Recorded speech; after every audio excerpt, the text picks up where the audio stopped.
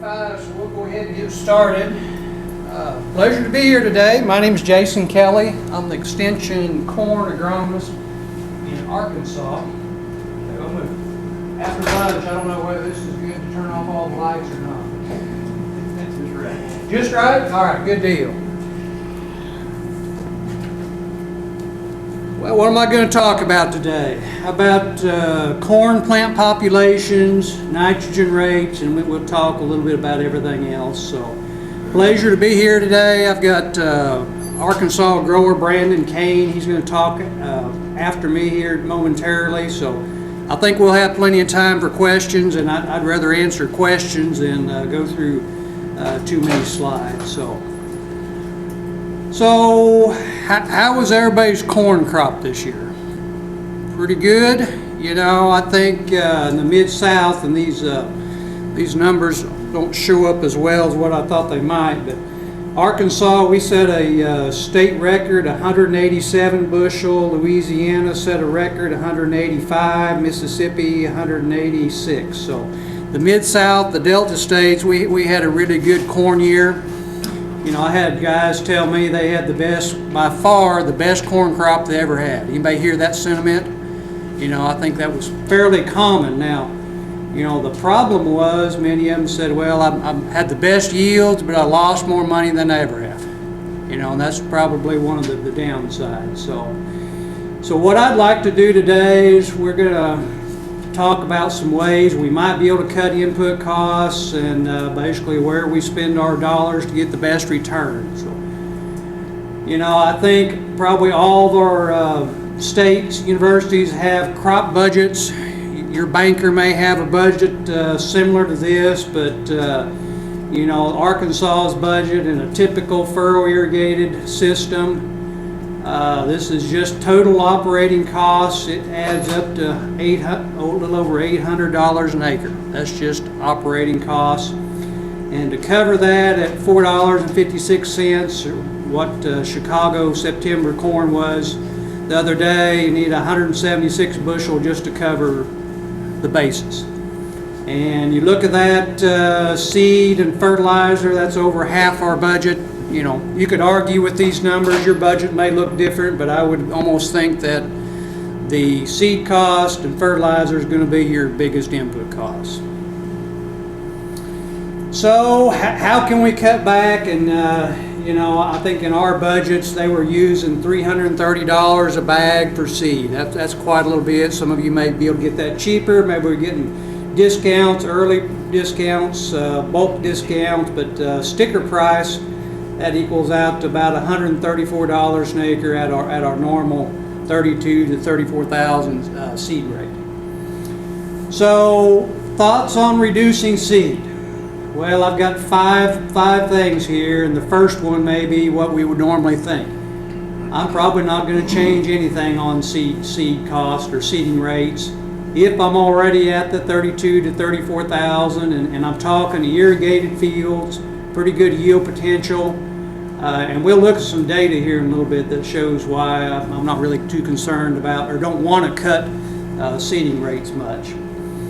All right, so we got, like I say, 5 points here. The second one, maybe I'm going to reduce my seeding rate slightly. So if I'm already at too high a population, and we'll look at that here in a little bit, or maybe I've got some low yield potential fields, dry land fields, maybe we could cut back a little bit. And I've had a lot of producers talk about, well, brand A and brand B, and you guys probably know who brand A and brand B are this much, right? Well, I can get brand C for $30 a bag cheaper, whatever it is. So, you know, to me, maybe that's a good option, maybe it's not, but I think you really need to know what you're getting. To me, the really test for what kind of seed you're getting is, does the company test in university variety testing, hybrid testing? And if they don't, to me that's a red flag. Know what you're getting. Buy cheaper seed and lower the seeding rate, okay. And then lastly here, plant conventional corn. How many of you guys got people growing conventional corn? Brandon, I know in Arkansas we've had some conventional corn grown. Probably less this year, and we'll talk a little bit about that. Refuge corn, you know, to me, lower cost versus some risk, and we'll talk a little bit about that. All right, so this is some data we've had. This is kind of an old slide. This is back in 2019. Had 5 hybrids in this trial, 38-inch rows, furrow irrigated. I'm not sure how well it really shows up on the slide here, but we had plant populations down here at the bottom, 10,000 all the way out to almost 50,000 plants, not seeds, but actual plants. We got our yield up here.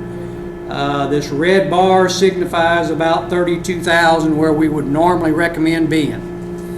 So what do you recommend? What do you notice to the left of this red bar? Corn yield response is pretty responsive, isn't it? So if I had 25,000 plants versus 30, you know, I'm gaining quite a little bit of yield right there most of the time. Now this is irrigated, good yield potential. We had plots 240, 250 up there in that range, had some pretty good yield potential. So, you know, we talk about cutting seed costs, plant populations, irrigated fields. I just don't see doing that unless I'm out here a long ways planting too much anyway. You know, in the past we've had a lot of people say, well, I've got 28 or 30, that's probably enough, and you know, maybe it is, but I think a lot of times that 34, 35, 37 is really probably numerically where our yields top out. So this was 5 hybrids. We had Pioneer 2089, that's an older hybrid, but it probably responded less than some of these others. We had DeKalb 6744, AgriGold 6659, so 5 hybrids there. We also had some more data this last year, 2023.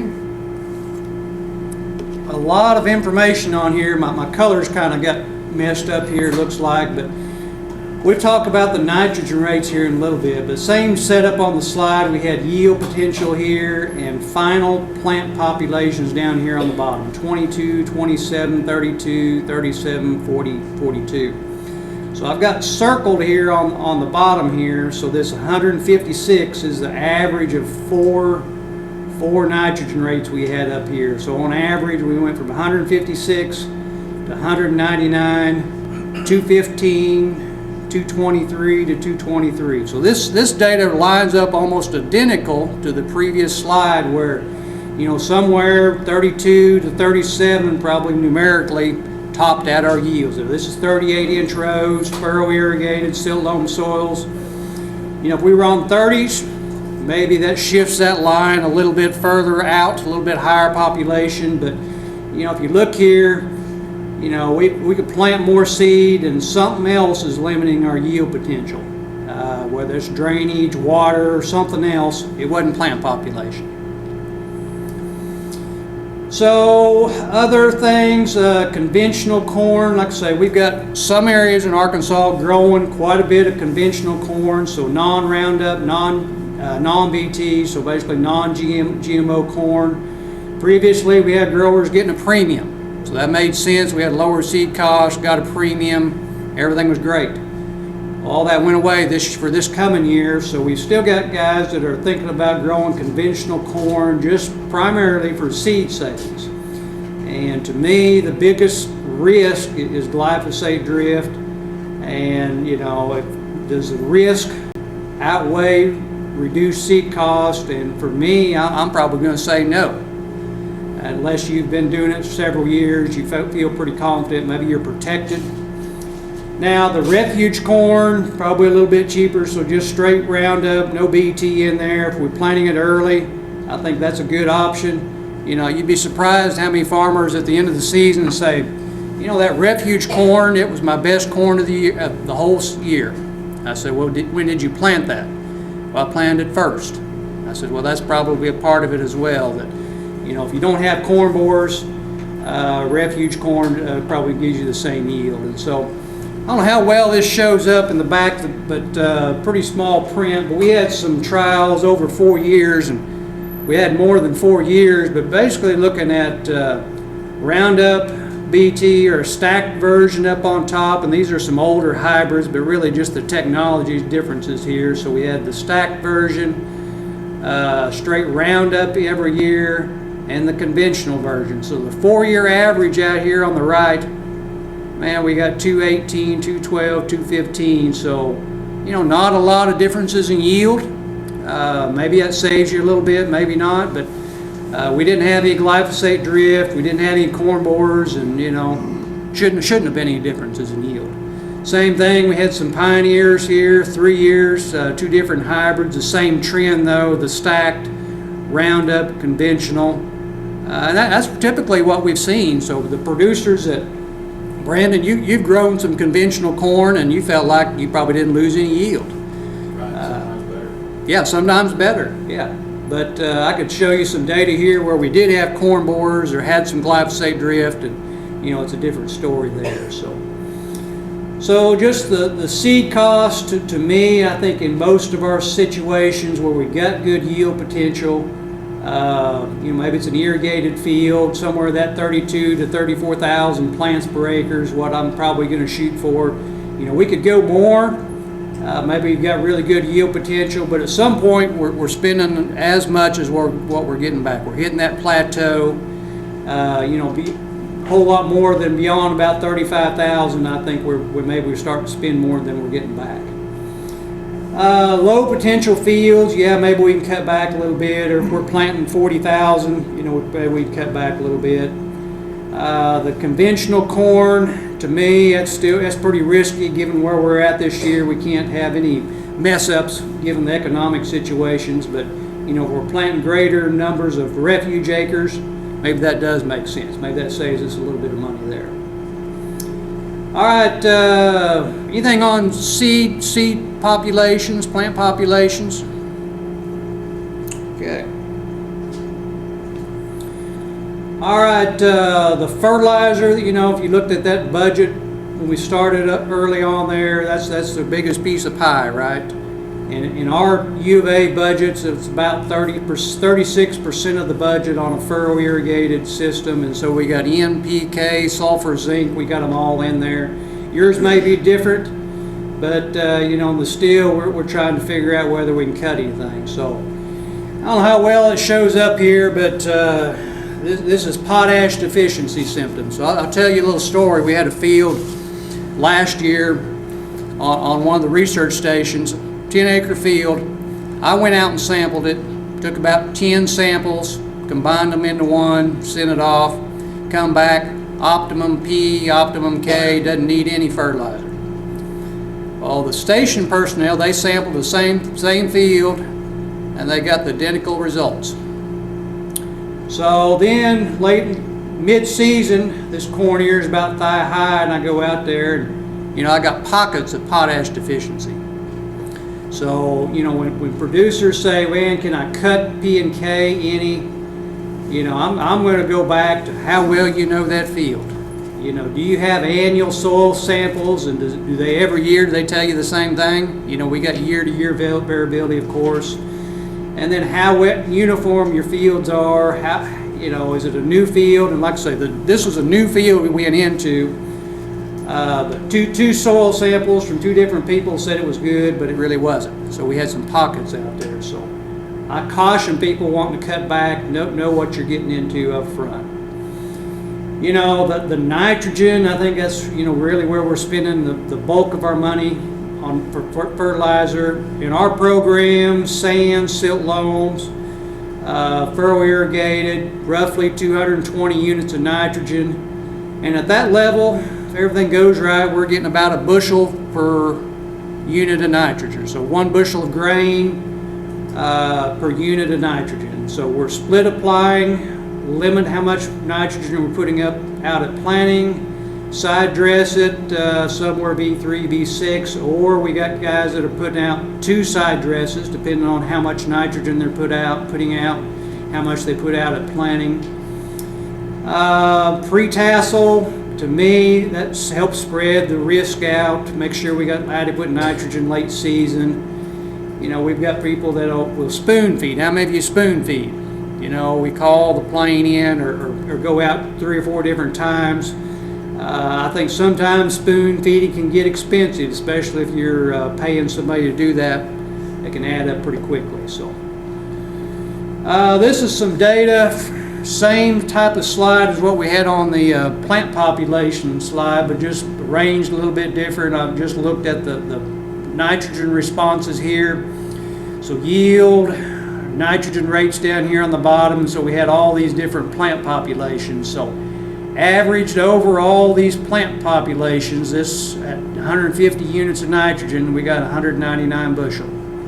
200 units, we got 203, 250, we got 205, 300, we got 205. So what does that tell you? Well, few slides ago I said plant population wasn't limiting.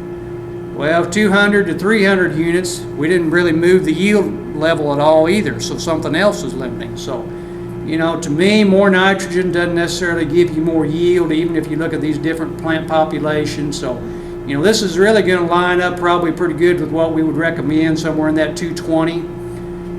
You also, this is following soybeans, and you look here, no nitrogen, we still got 86 bushel an acre. So what does that tell you? There was some residual nitrogen there, probably more than we take credit for. So split applied, we can still get, you know, 1-to-1 ratio on most of these fields. So to me, it's, you know, it's easy to say we're not going to cut back. You know, up here and say it's easier to not cut back, but just maybe do things a little different. So, you know, we definitely want to spend money where we're going to get returns. Do everything to get the highest yield that you have. So, you know, what's your limiting factor? Try to figure out what that is.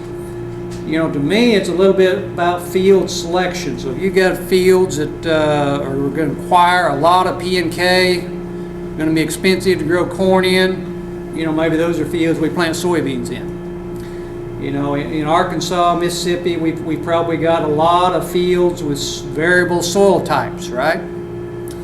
So this is some data out of our corn verification program. It's an on-farm program, basically going through how to raise corn. But we pulled out a lot of data here. I'm not sure how well it shows up here, but silt loam soils, sandy loam, clay loams, clay or clay loams. And so 198 bushel averaged over 161 fields, almost 200 bushel on silt loams, 190 on sandy loams, 173 on the heavy clay. So we think about years where we're really trying to, you know, cut the fat out and get the most yield for the bang. If I could help it, I probably don't want to grow corn on heavier ground, which we're probably not anyway, but I thought that was pretty interesting.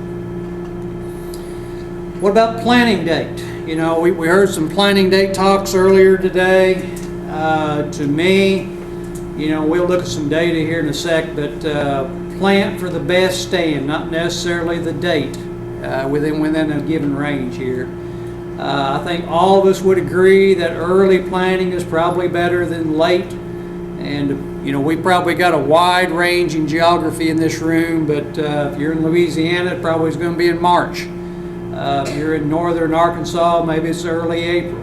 But to me, there's a pretty wide window there. A lot of positives for early planting. I think we know that.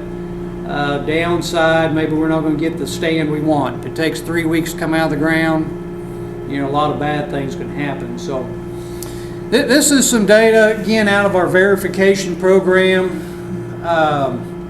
Got the yield over here on the left. We got planting dates on the bottom here. So we've got fields planted as early as about March the 9th, and we were at that 250 bushel yield potential. But really what I want to look at is, you know, how wide the window is to maximize yields. And so kind of if you use that 250 bushel as the top potential, what your top potential is. So if we go here middle of March all the way out to what, about the 25th of April, if everything went right, we were still maximizing yield.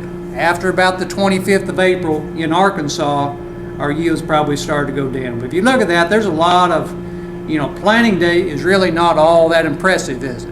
You know, we can do some really good corn planted late. Some of these outliers, we had some dry land fields in there. Maybe we had a well go down or something like that. We probably need to clean it up a little bit. But to me, I thought that was interesting from about March 9th all the way out to about April 25th. just so that coincides with our crop insurance planting dates.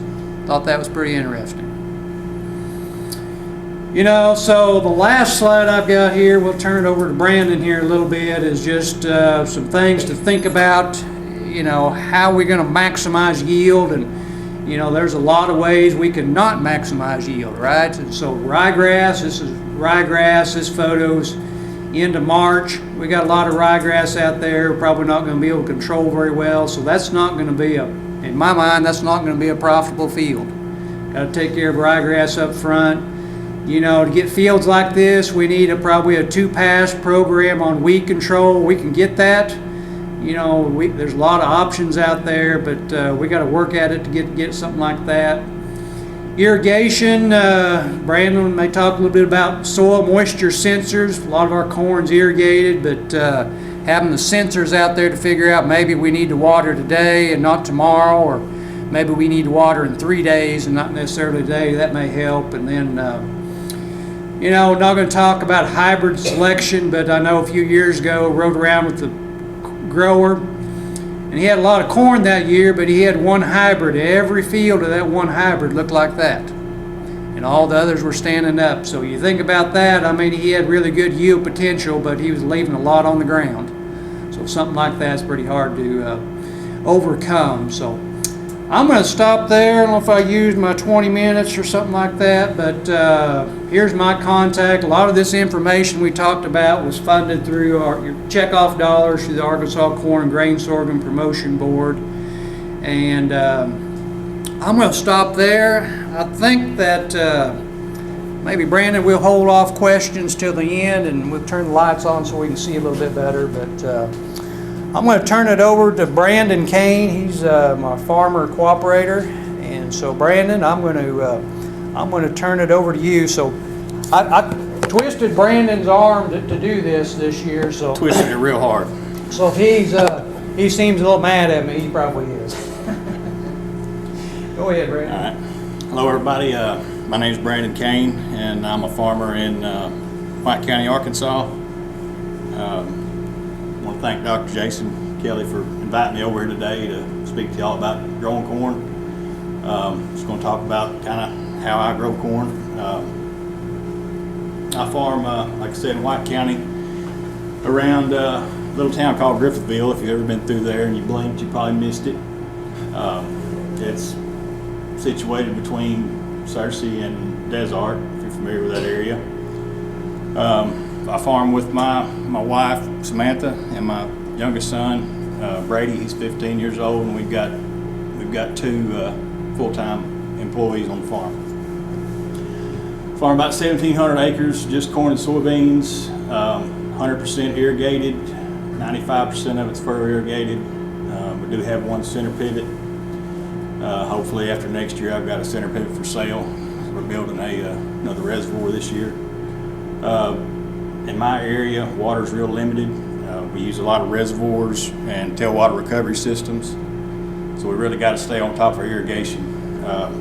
Started minimum tillage in 2016, and in 2019 we finally got everything converted over to minimum tillage after we quit growing rice. We had to take rice out to be able to accomplish that. Everything I got's on 30-inch rows, and it's all bedded. My yield goal for the farm for the last probably 3 years has been 240 bushels per acre. We've been getting close to it, and finally this last year, thanks to Mother Nature giving us a good growing year, we were able to accomplish our goal.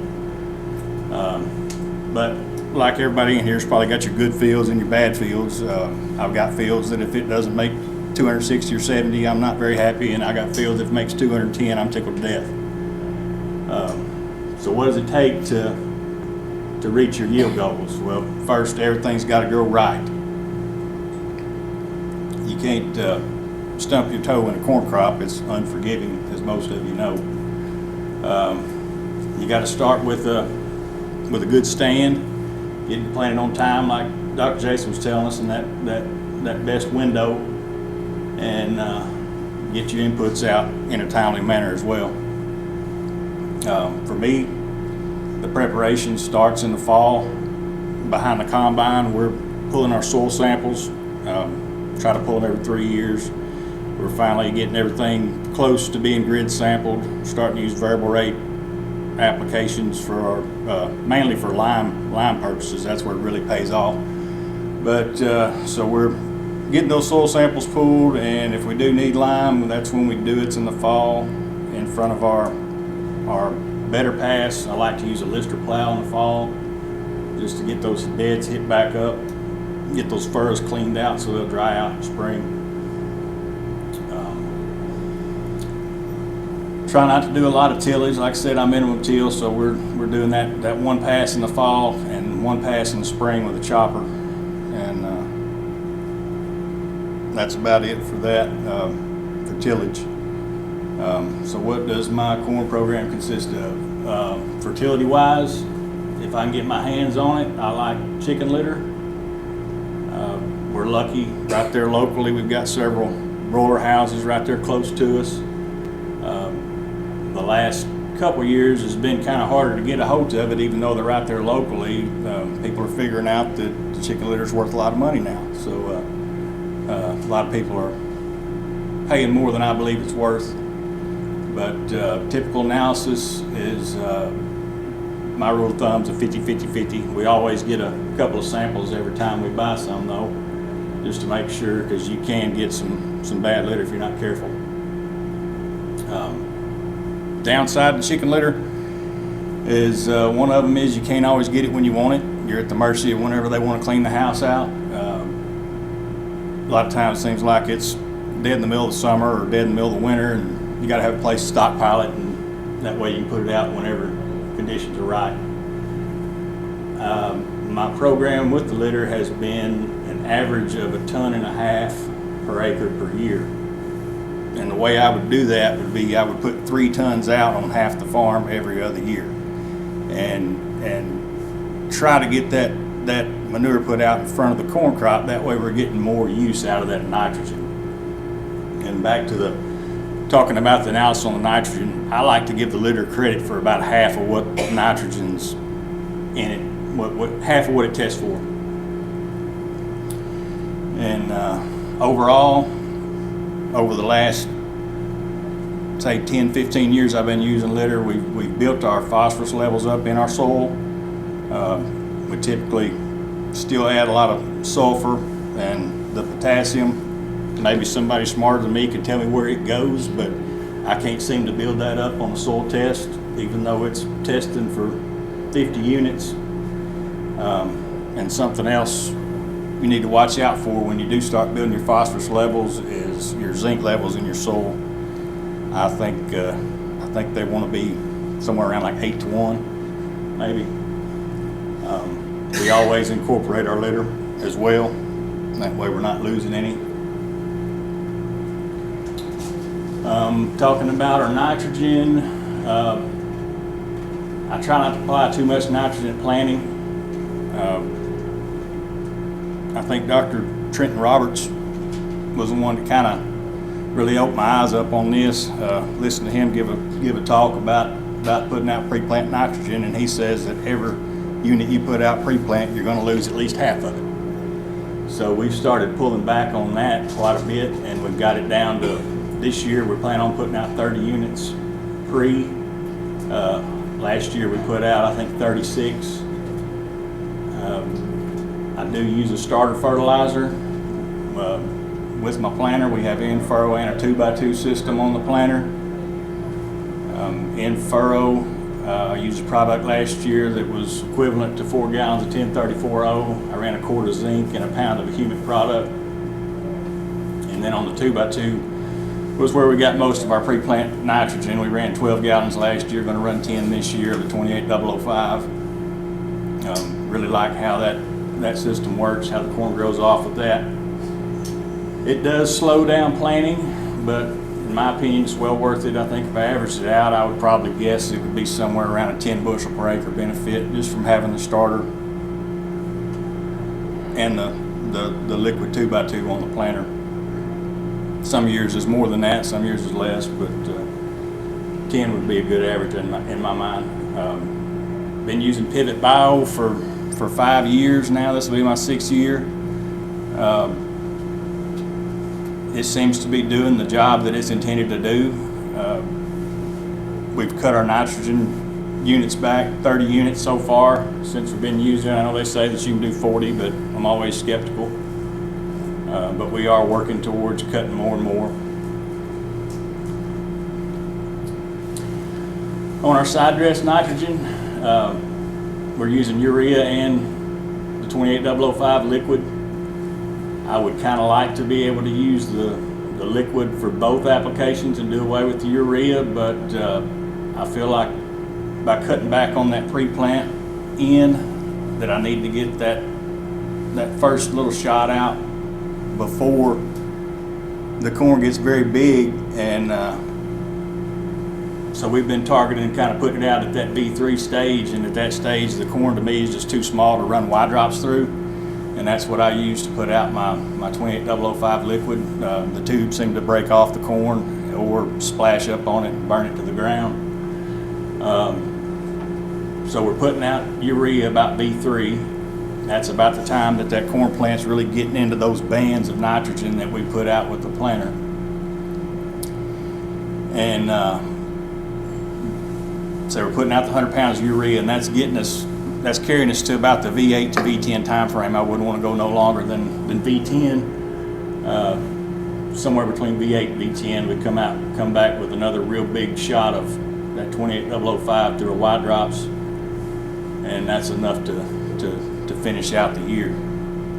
So we're saving that tassel shot that we were normally applying with an airplane, or coming back again with Y drops in our high clearance sprayer. Like I said, the Y drops can hurt the small corn.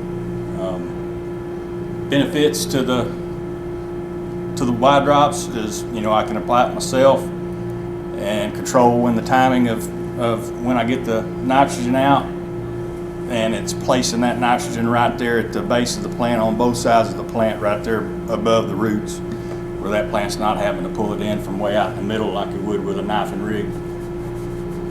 And you don't really have to have a rain to get that, or an irrigation to get that nitrogen working. We're shooting, like Dr. Jason said, shooting for a 1-to-1 ratio on our nitrogen to corn to bushels. Most of the time we're not quite there, we're a little bit high, but this year we did see some as low as 0.8 per unit. And said the Y drops, they allow me more control of my timing and my placement of my fertilize. The downside to the Y drops is it's time consuming, and I'm using the same sprayer that I would use to be spraying my beans or whatever else would need to be sprayed. But it is quite time consuming to run the Y drops, especially when you're running the 50-gallon rate, and that's a lot of product you're throwing out there. We're getting quite a few acres a day with them. All right, so talk about planting a little bit. You want to plant with the best forecast for after you put the seed in the ground. I've learned I don't want to plant ahead of a big rain, especially a cold rain. The best corn that I have, and I don't know if any of y'all have ever paid attention to this, but if I can get my seedlings out of the ground before it ever rains on it, that's huge to me. That's every time that's been my best corn that I've ever raised, and that's only happened to me twice that I know of since I've been farming. I think 2015 and then again last year. We actually had corn up before it ever rained on it. Usually, in Arkansas in April, it's raining every 7 to 10 days, so it's hard to get corn up that quick where it doesn't rain on it. As far as the planter goes, that's one thing you can control. Singulation is very important. Spacing is very important. I have precision planting technology on my planter. We run V-sets, V-drives, speed tubes, Force, Delta Force, and a lot of people want to plant real fast with that stuff, but I still don't like to get over about 7 miles an hour with it, just so I know I'm still doing a real good job. The fur force closing system, I think to me that's been the best one I've messed with because it really does a good job of destroying that V trench created by your disc openers. And typically I plant about 37,500 seeds per acre. I've been doing that for probably 3 years. It's a little bit on the high side of what Dr. Kelley was telling us, but we've done some of the population trials with Dr. Kelley on our farm, and both times the higher populations to me has been a little bit better on my place. This is one we did in 2023 with decaf 6599. You see kind of where my final plant stand was there, that red line. That seems to show that the higher populations for me work a little better. I don't know if that's just because we're putting the groceries with the litter or what. All right, so a little bit on irrigation. We all know here in the Delta, or really anywhere you go for that matter, water is very critical for yields. We have to water everything we have or we will have a zero.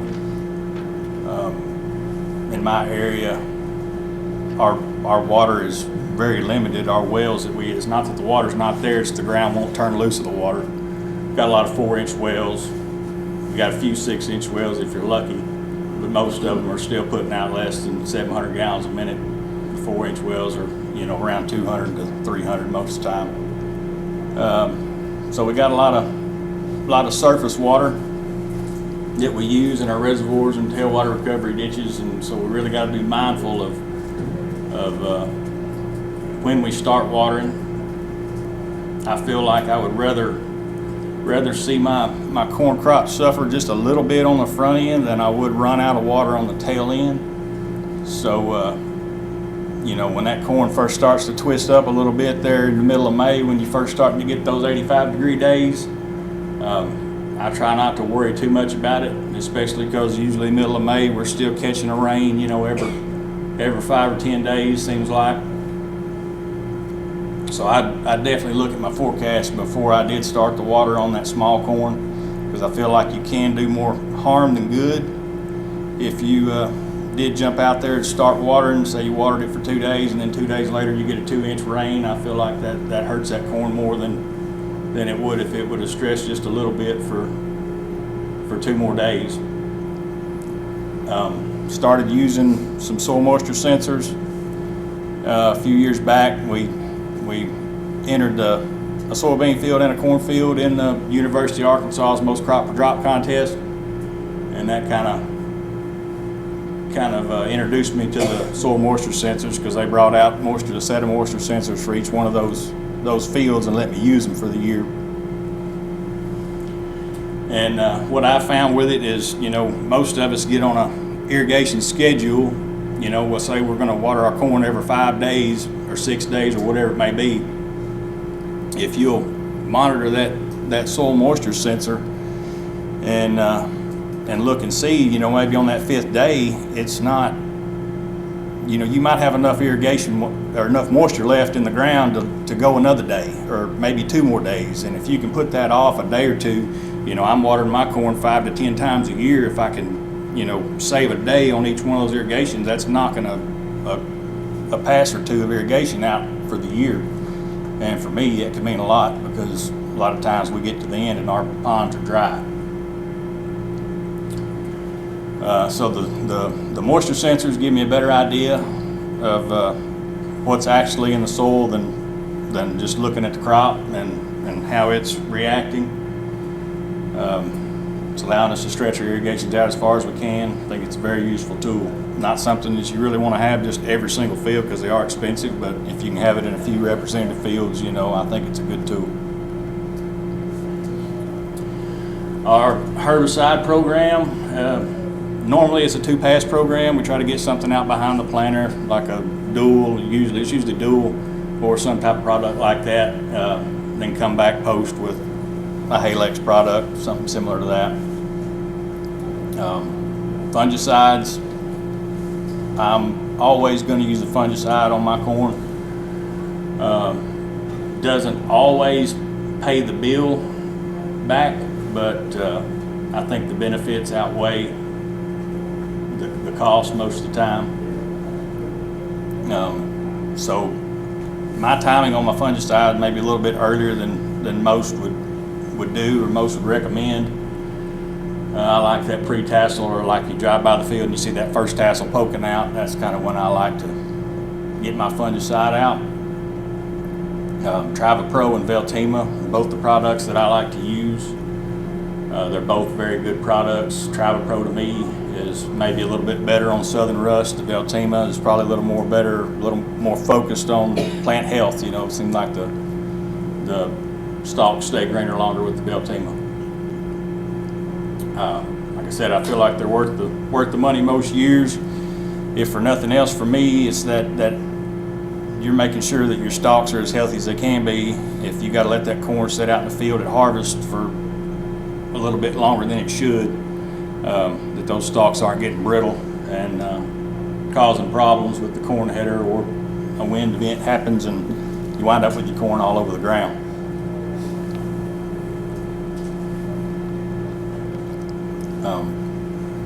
Most of the time we put it out with an airplane. I like to do it with my high clearance sprayer, but that time of the year, that pre-tassel time frame, it's really hard to get that rig out there in between irrigations, because you know at that time irrigation is top priority. You don't want to stress your corn at tassel. We have grown conventional corn in the past. I think I grew it for like 4 years in a row, and started out really great. Over time, the Southwestern Corn Board numbers we were catching in the traps were building over each year. Finally, that 4th year, our numbers were so high, and they actually got high twice that year. We actually had to treat twice that year for the corn borer, and I felt it was just probably time to switch back to something with some traits to whittle that population of borers down. All right, final thoughts. Starting right is critical. You get one chance. You can't fix a poor stand or a poor start with management. You know, all of us have heard, you know, the most potential that corn has is when it's still in the sack right till you open it. So you're just protecting bushels from then on. You want to plant to get the best stand, plant under the most ideal soil conditions you can with the best forecast after planting. You know, late March to early May, that tends to be my best window. We have made good yields up into the later half of May. I wouldn't be scared to plant corn to the middle of May by any means. You got to look at it as a total systems approach, which you got to do that with any crop, I think, if you're trying to do it right. There's not any magic silver bullets or anything like that. Try to determine your limiting factors and control what you can control, and be proactive in what you do. I want to thank y'all, and thank Dr. Kelley again for inviting me to come talk to y'all. Y'all got any questions? We'll be glad to answer them. Maybe Dr. Kelley can answer most of them. I think we got a little bit of time for some questions. So Brandon, I'll ask you the Y drops. I mean, we have a few of our growers using Y drops, but you're putting out 50 gallons of 28005 at one pass. So that gallonage, how fast are you able to travel, and is that quicker than using a traditional knife and rig? It's a lot quicker than using a traditional knife and rig. I think run 50 gallons with the orifices that I have for my Y drops. You can change orifices and, you know, obviously change your speeds and the gallonage that you're running. But with 50 gallons of orifices I've got, I'm running about 12 miles an hour with a 60-foot pass.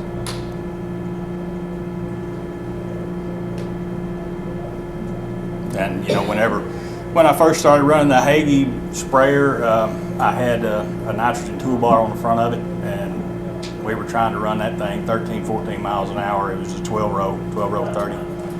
we were welding on it more than we were in the field using it, seemed like. And that's probably my fault because I wanted to run it a lot faster than it should have been ran. But you want to get it out there and switch to the wide drops, and that's really helped.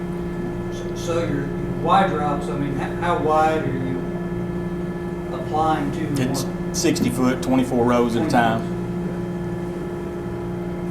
Jason, Brandon, I know you mentioned your nitrogen bushel rate. Have you done any additional study or work on how far you want to take that down and push that level in regards to nitrogen use rate per bushel?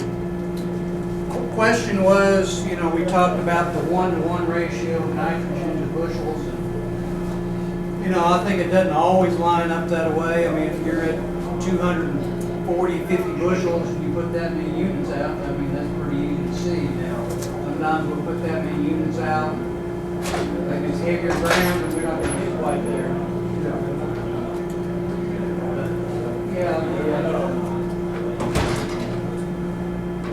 It's hard to get less than that. You know, we tried, we split apply, we limit how much we put out at planting. I think that all helps, but still, it's going to be hard to consistently be less than that 1-to-1 ratio, I think. Yeah, most of the time for me, it's hard to get that 1-to-1. You know, I pretty much always have applied 250 or 60 units of nitrogen in the past, and generally fell short of 230 bushel corn for a total farm average. You know, so that's. I think with any of that, maybe losing some of that to watering or rainfall or any of that potential as well. Yeah, I think so. And also too, you know, I think that, you know, the nitrogen or whatever is not our limiting factor in the situation. You know, here in Arkansas, I think it's our nighttime temperatures is a lot different. And I think you alluded to it as well. If you put out a lot of nitrogen and you furrow irrigate, but you saturate the soil, which is, you're going to lose some nitrogen doing that, but then it turns around 2 days later, you get a 2-inch rain and a 3-inch rain on top of that. I think that's really what we need to do.